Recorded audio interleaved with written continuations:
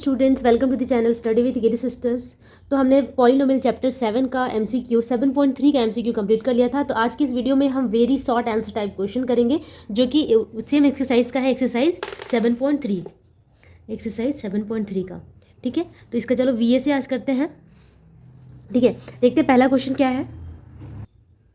पहला क्वेश्चन है px 2x minus 3 बहुपदी व्यंजक का शून्य लिखें। मतलब कि find what is the zero of the polynomial, right the zeros of the polynomial. ठीक है, इस पॉलिनोमियल का जीरोज हमें फाइंड करना है। जीरो फाइंड करने का मतलब क्या है?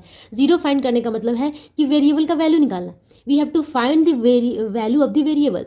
हमें क्या करना है? एक्स का मान निकालना है। सीधी सी बात हमें हिंदी में कह सकते हैं, हमें एक्स का मान निकालना है। लेकिन कैसे मान निकालना है? इस जो पॉलिनोमियल को जीरो के साथ इक्वेट करके। ठीक है, इसीलिए इसे कहते हैं जीरो ऑफ द पॉलिनोमियल। ठीक है, तो चलो फाइंड करते हैं question number 1। Okay, I'm going to write the answer of question number 1, zeros of the polynomial. Okay, so we have the polynomial px equals 2x minus 3. We have to find the zero of the polynomial. How to find the zero of the polynomial? To finding the zero of the polynomial, we have to equate this polynomial by 0. ठीक है, तो इससे हमें क्या करना है? Zero के साथ इक्वलाइज करना है। डायरेक्टली हम लिख सकते हैं क्योंकि very short answer type question है। तो as we know, as px equals 0, that means 2x minus 3 equal 0। ये 0 हो गया। ठीक है, यहाँ से हम x का वैल्यू निकालेंगे। 2x इक्वल 3, बहुत बच्चे की तरह मैं कर रही हूँ, डायरेक्टली मैं लिख सकती थी 3/2। तो x का मान कितना हो गया? 3/2। इस x के मान के लिए इस पॉलिनोमियल का जो वैल्यू हो जाएगा वो 0 हो जाएगा। इसीलिए इसे हम क्या कहते हैं? Zero of the polynomial. अगर आपको पता करना है कि क्यों होगा ये, तो मैं उसका भी रीज़न दे देती हूँ यहाँ पे, क्योंकि इसका वैल्यू आप यहाँ पुट कीजिए। ये आपका पॉलिनोमियल है 2x माइनस 3, इसमें पुट करेंगे हम 3/2। 2 मल्टीप्लाई 3/2 माइनस 3, देखो 2 से 2 कैंसिल और 3 माइनस 3 दैट इज 0। इसीलिए हम इसे जीरो ऑफ द पॉलिनोमियल कहते हैं। तो x का मान क्या है? कौन से मान के लिए पॉलिनोमियल 0 हो गया? 3/2 के लिए। तो हम क्या लिखेंगे? Hence 3/2 is the zero of the polynomial 2x minus 3। ठीक है, इसी पॉलिनोमियल का जीरो है। ओके, इसी तरीके से ये क्वेश्चन को सॉल्व करना है। यहाँ 1 नंबर दिख नहीं रहा है। चलो अब करते हैं second number question. Okay, second question देखते हैं क्या कह रहा है। px x plus 4, px equals x plus 4 हो तो px और p of x minus x का मान ज्ञात करें। मतलब हमें यहाँ पे simply value of the polynomial निकालना है। ठीक है, आपको समझना होगा कि जीरो ऑफ द पॉलिनोमियल और वैल्यू ऑफ द पॉलिनोमियल क्या होता है। जब इसका मान, किसी चीज़ का मान दिया है और उस पूरे पॉलिनोमियल का हमें वैल्यू निकालना है, तो उसे हम कहते हैं वैल्यू ऑफ द पॉलिनोमियल। ठीक है, तो हमें px पता है लेकिन p माइनस x नहीं पता है। इसका मतलब हमें x की जगह पे जहाँ जहाँ x है वहाँ पे माइनस x पुट करना है। बहुत ईजी है। तो चलो इसे बनाते हैं। Question number 2, px equals what is given here? x plus 4। Okay, then we have to find px x plus p of minus x। Okay, we are having px। ठीक है, हमारे पास है px, तो हमें उसको चेंज करने की या कुछ भी करने की जरूरत ही नहीं है। हमें क्या निकालना है? हमें निकालना है p of minus x। Let us find p of minus x। It's very easy to find. ठीक है, जहाँ जहाँ x है वहाँ हमें क्या करना है? We have to put minus x at the place of x। Okay, तो minus x plus 4। Now we are having px equals x plus 4 and p minus x equals minus x plus 4. Now we have to put in this equation, this polynomial. ये भी एक polynomial की तरह है, तो यहाँ हमें put कर देना है। Now p of x plus p of minus x. Let us put x plus 4 और ये minus x plus 4. Okay, so we have to add this both polynomials. यहाँ पे आप देख सकते हो x और यहाँ पे minus x है। We can easily reduce x minus x. 4 plus 4 8. Then what we are getting? We are getting 8. 8 is the value of the polynomial. Okay. Then this is your answer. Okay. Now let us move to the next question. Okay, तो third number question क्या कहता है? यहाँ पे numbering गलत दिया हुआ है। यहाँ पे इसको थर्ड दिया है, इसको फोर्थ दिया गया है। एक्चुअली ये थर्ड होगा। ठीक है, ये सेकंड होगा और ये हो जाएगा थर्ड।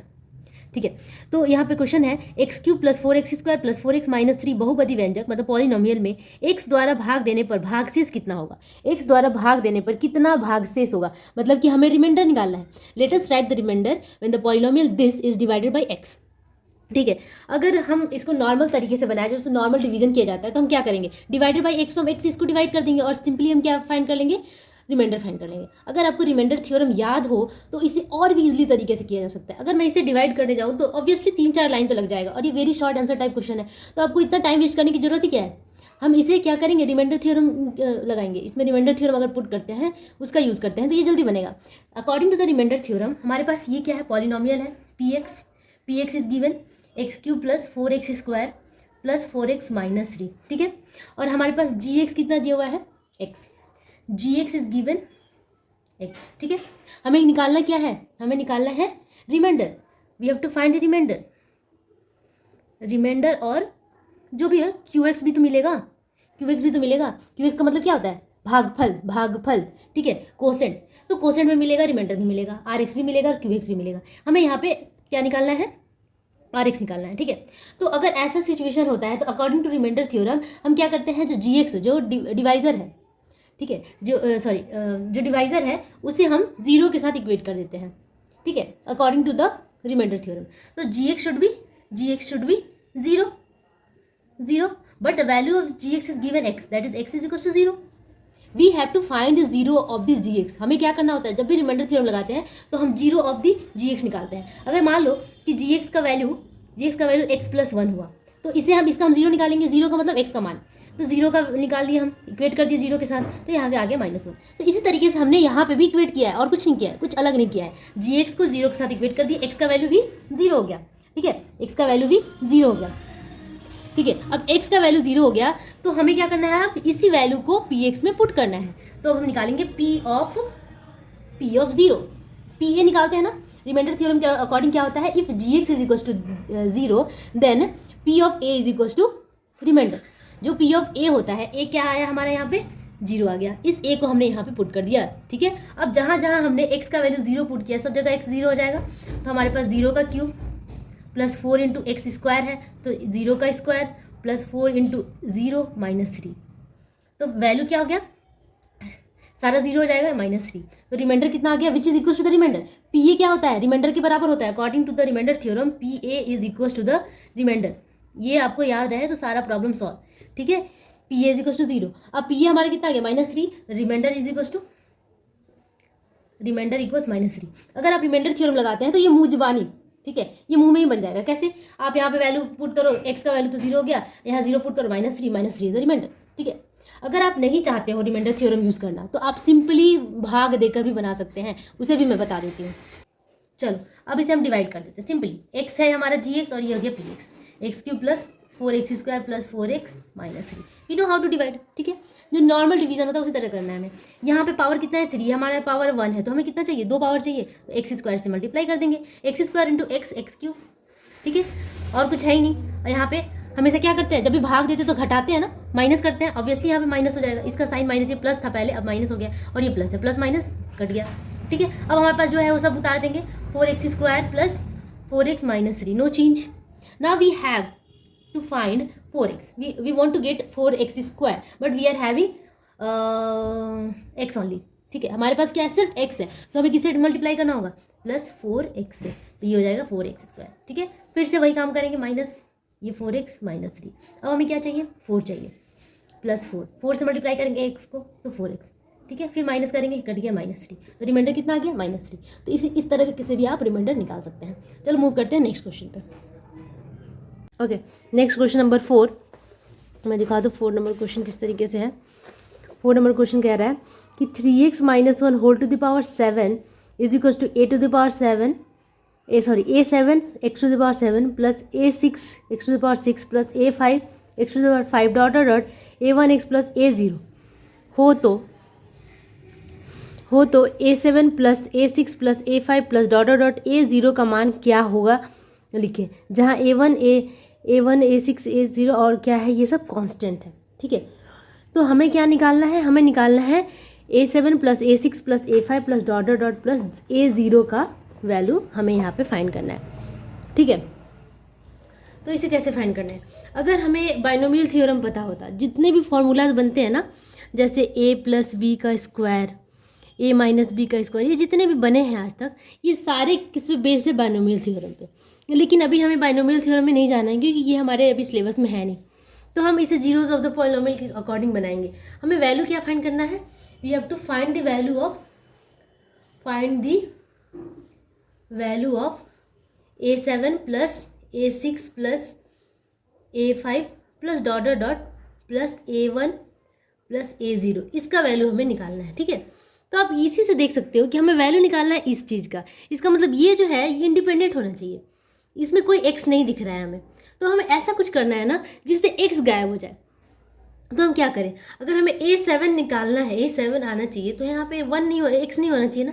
तो x नहीं होना चाहिए, इसका मतलब अगर मैं 1 पुट कर दूँ x का वैल्यू, सपोज यहाँ पे 1 पुट कर दूँ, 1 का पावर 7, तो ये A7 आ जाएगा। 1 का पावर 6 तो A6 आ जाएगा, प्लस 1 का पावर 5 मतलब A5 आ जाएगा। इसका मतलब x का वैल्यू अगर 1 पुट करते हैं तो हमारी ये पूरा जो वैल्यू है ये हम निकाल सकते हैं।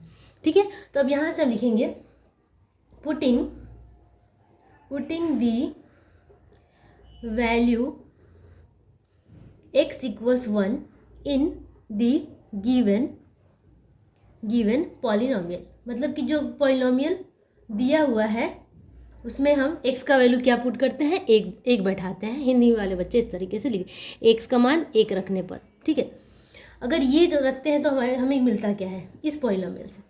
ठीक है, पॉलिनोमियल क्या हमारे पास 3x minus 1 whole to the power 7 is equals to A7 plus A6 x to the power 6 plus A5 x to the power 5 plus dot dot dot plus A1x plus A0।